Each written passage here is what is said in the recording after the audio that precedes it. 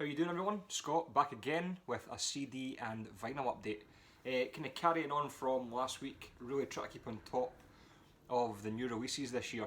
I kind of feel that, especially at this time, you go through people's kind of best ofs, like best of 2019. You really do miss out on a lot when you're like hunting in bins just for albums from the 80s all the time. I mean, that is generally what I look for, but really missing out on a lot of good new stuff. So I've got a couple of albums to show from this year, and I was to kind of bring up a point of vinyl prices. Obviously, trying to keep on top of new releases, it's best to pre-order. I only do it now and again, or have done now and again in the past if it was really an album I had to have. But pre-ordered a couple of vinyl that are coming out in the next few weeks, or even couple of months, and the prices are just getting ridiculous for new vinyl. For example, Testament, their new album, I pre-ordered that. That's up at about 27 quid, which is fair enough.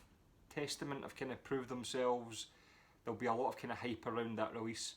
But on the other hand, the new Burning Witches, their third album is coming out, Dance with the Devil. That's also 27 quid to pre-order, and it's a band that they're not a popular, like a really popular band. I've got their first two albums. I'm pretty sure I paid less than 20 quid brand new for their first two, so I don't know why their new one's up at 27 quid. I did pre-order it. I've now cancelled it. I've now pre-ordered the CD because I just can't justify paying 27 quid for that. So I will be watching those albums to kind of hope they come down in price. But same with Testament. I've just basically cancelled the vinyl and pre-ordered the CD instead. So yeah, so I think the prices are getting a bit ridiculous, but what can you do? So it's kind of priced me out of the new vinyl, so I've gone for the CD instead. So this was the first band I'm going to show, is the band Confess. Now, ordered this off Amazon, didn't know the vinyl was actually available. This came in Friday. I actually forgot to cancel it. I was just going to get the vinyl because I found it on Nuclear Blast, but it'd been dispatched, so I thought, fuck it. It's an absolutely awesome album. This was released on Friday. If you like that kind of sleaze rock, hard rock kind of vibe, they can slow it down, quite melodic, but they can get quite aggressive as well. It's really good stuff. Top to bottom, really enjoyed this album. I saw this was getting released, and I kind of had a wee go on YouTube to see if I could find some songs that I could kind of preview, and they actually had a full album preview, which I love when bands do that. So it was kind of a blast through the album, maybe 30 seconds of each track, and I thought that's always a really good idea, I think, from bands to put stuff like that on YouTube. So loved what I heard, bought the album, and I wasn't disappointed. It's awesome. So if you like that kind of sleaze rock, hard rock kind of stuff, have a listen to Confess. Now the album has been released, there's a lot more tracks, full tracks from this album on YouTube, so give them a shot. It's really, really good stuff. So Confess, Burn 'Em All, released just on Friday. The next CD I'm going to show, I actually had the vinyl in my watch list on Amazon. I wasn't really too fussed about going out and grabbing it when it first came out. It was released in January. But like I said, I'm kind of getting priced out of the brand new vinyl at the moment, so I thought, why not? I'll go and pick up the CD. And after listening to the CD, I'll definitely be picking up the vinyl because this album is phenomenal, and it's the newest release from Annihilator, and it's Ballistic Sadistic. Listened to this twice through now. It's awesome. The first I would say the first half of the album is stronger than the second, but still it's a solid 9 out of 10 for me. This is the digipack, but it is quite a solid digipack, with the hologram on the front. These hands should move. Ah, there you go. It's very scary.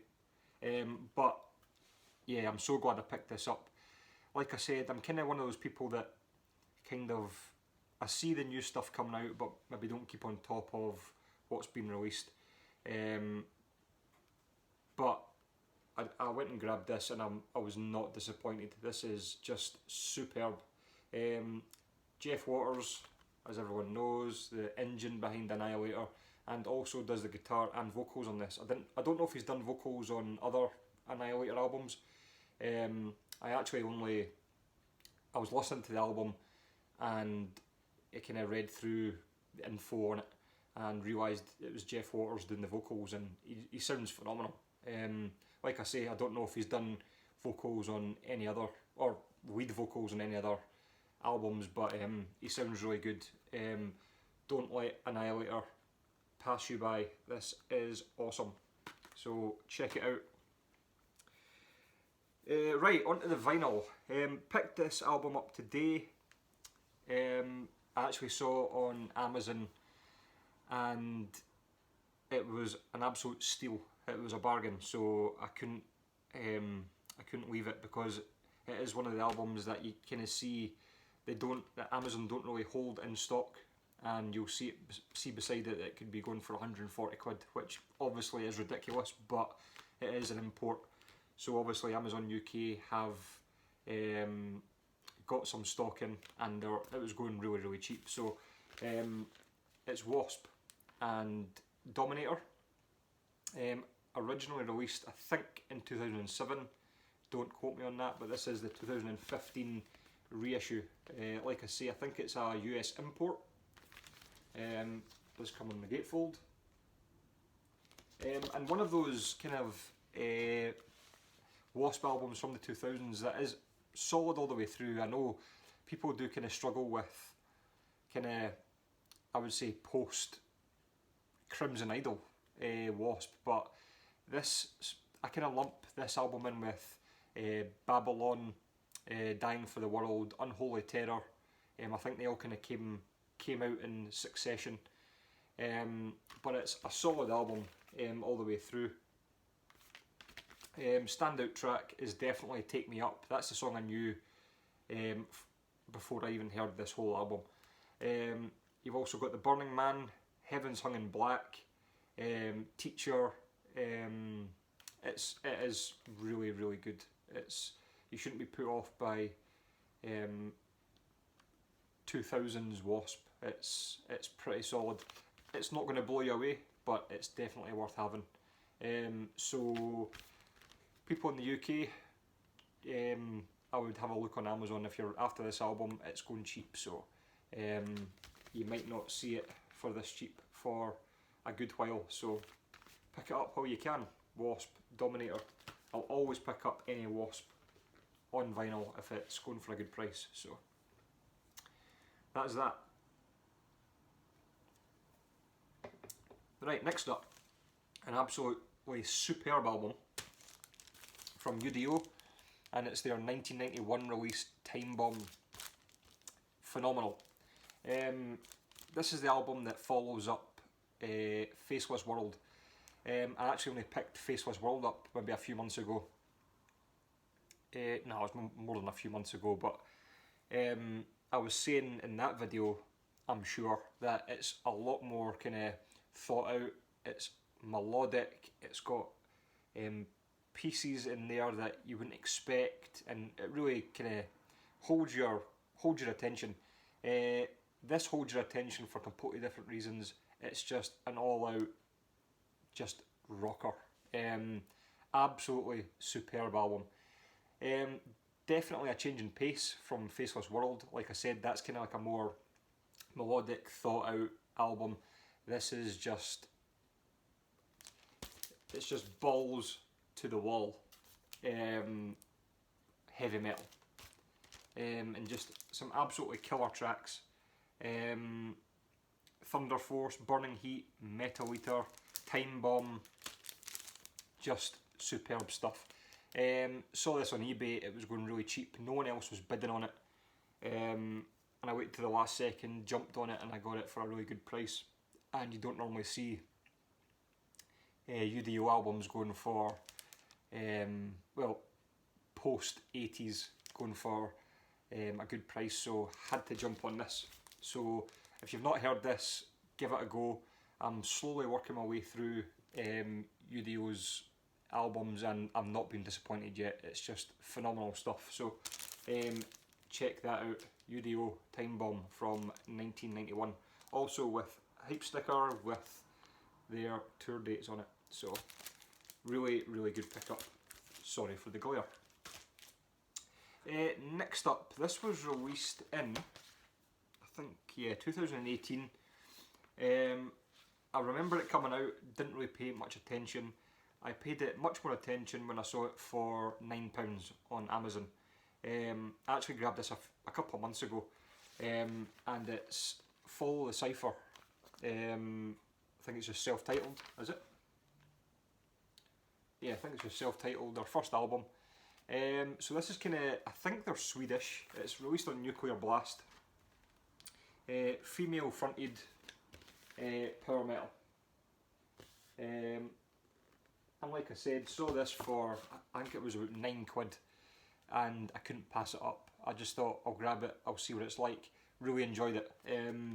Really good stuff. They also do, I'm not completely sure they're Swedish, but they do have a cover of Carolus Rex, originally done by Sabaton, which is a really interesting version because it's female vocals, so it's not like, because the lead singer of Sabaton's got kind of like a really growly, like deep growly voice.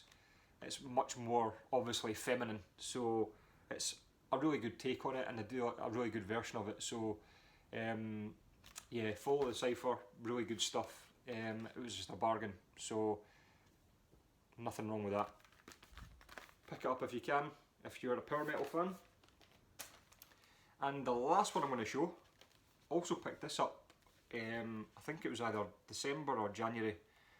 It's Riot and the Privilege of Power. I think this is either, is it the 30th anniversary or 40th anniversary version? 30th anniversary version. Really, really nice package. This is heavy. Double disc set. As you can see, the gatefold in there with photo collage. So this is the follow-up to Thundersteel, but don't expect Thundersteel. They do have those kind of power metal-ish songs in there, but it's really different. I'm not saying it's bad, it's a really good album, but a lot more kind of melodic, slower in tempo in the majority of the parts, brass sections, like trumpets and all that kind of stuff. So I think this is I think it's a concept album. You do hear kind of snippets of and like kind of skits throughout the album, which I could really do without, but I suppose it's there for a reason. I wish it could just be just the songs, but you do kind of get these snippets of like news programs and all this kind of stuff. But definitely worth checking out. This was released in 1990. But like I said, don't expect Thundersteel. I love Thundersteel, but still, it's still a really, really solid album. So yeah, Riot and the Privilege of Power. So there we go.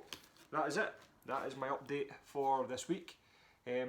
As usual, let me know what you think. We can maybe get a wee discussion on Amazon prices. I know it's obviously different, and for every, obviously Australia, import charges, the US will obviously have a different system and all that kind of stuff, but I just feel 27 quid for a brand new album is just a bit much. If they could keep it between 18, 22, I'd say that's fair. But yeah, comparing Testament with Burning Witches, you've got a band that's up here with a band that's kind of down here, and they're charging the same for albums, and let's face it, it doesn't take 27 quid per record to package and all that kind of stuff. So maybe a wee discussion in the comment section about that. But anyway, in the meantime, you can let me know what you think of my pickups, and what releases should I be looking out for in the metal world this year. And I'll speak to you all and see you all very soon. Cheers.